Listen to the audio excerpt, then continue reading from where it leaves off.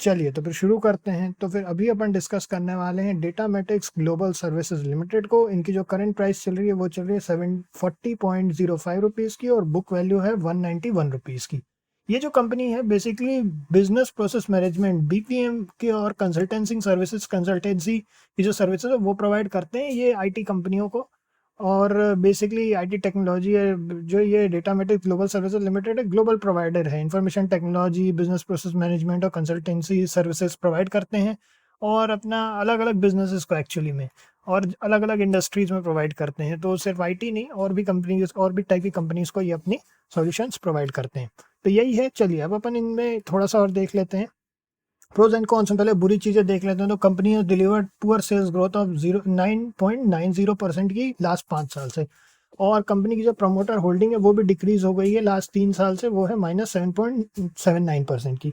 अच्छी चीजें देखें तो कंपनी ने डेप रिड्यूस किया है, कंपनी ऑलमोस्ट डेप फ्री है और कंपनी गुड प्रॉफिट ग्रोथ दिखा रही है 23.8% CAGR का लास्ट 5 साल से।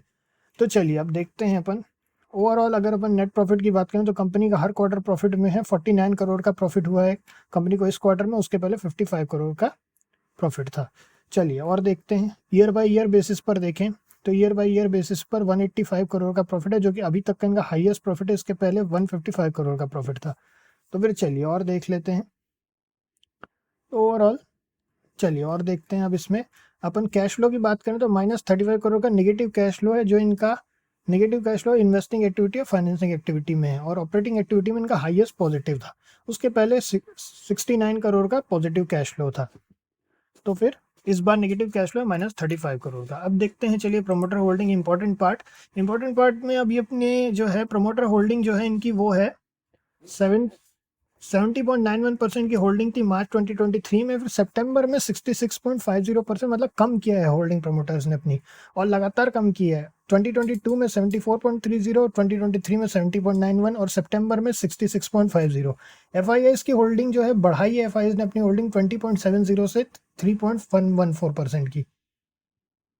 उसके बाद में अगर डीआईएस की बात करें अपन तो डीआईएस की होल्डिंग जो है अभी तक 0% चल रही थी, लेकिन उसके बाद फिर 0.33% थोड़ी सी होल्डिंग की है डीआईएस ने अपनी। उसके बाद में अगर अपन पब्लिक होल्डिंग की बात करें तो 26.39 से बढ़ करके 30.04% हो गया है। तो इसमें इतना ही है। अब अपन चार्ट को देख लेते हैं थोड़ा सा। चार्ट को देखें तो बड़ा ही इंटरेस्टिंग सा चार्ट है इनका। काफ़ी लंबे समय तक जो है कंपनी लोअर लेवल्स पे ट्रेड करने के बाद में, जब इन्होंने अपना पिछली बार का जहाँ पे बेसिकली शुरू हुई थी कंपनी जिस प्राइस पॉइंट पे, जब उसने अपने उस लेवल को ब्रेक किया तो ब्रेक करके फिर थोड़े समय कंसोलिडेट की और अच्छी खासी रैली की।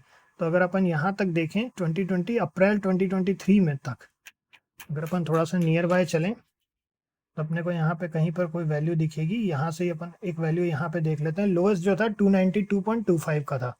292 से बढ़ते बढ़ते ये जो कंपनी है आज 740 पर चल रही है। तो बहुत ही बढ़िया। अगर 300 पे भी किसी ने एंटर किया हो तो ऑलमोस्ट पैसा जो है डबल से भी ज़्यादा कर दिया है कंपनी का, अपने इन्वेस्टर्स का। ओवरऑल चार्ट इंटरेस्टिंग सा है, लेकिन अपने को इन फ्यूचर के लिए अगर कोई व्यू बनानी है तो अपन वो बनाते हैं। चलिए देखते हैं। थोड़ा सा अपन नियर बाय चलते हैं, क्योंकि अच्छी खासी रैलीज ऑलरेडी हो चुकी हैं, तो थोड़ा सा केयरफुली एंटर करने में ही समझदारी है। चलिए देखते हैं। तो इसमें 775 के बाद ही हम कोई भी व्यू बनाएंगे। उसके पहले तो हमें यहाँ पे अभी कोई ऐसा कुछ दिख नहीं रहा है।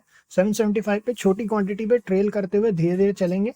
कंपनी के फाइनेंसेस वगैरह तो अच्छे हैं, ओवरऑल प्रॉफिट में है company, but only time will tell क्या इसके बाद में कई बार अच्छी खासी रैली के बाद, क्योंकि 16.78% की रैली लास्ट अपने ट्रेडिंग सेशन में की है स्टॉक ने। हो सकता है कि इसके बाद में थोड़ा सेलिंग आए, और जब भी इसमें सेलिंग आती है अगर अपन देखें एक इंटरेस्टिंग चीज़, यहाँ पे अगर अपन वीकली चार्ट ओपन कर लें तो अपने को समझ में आएगा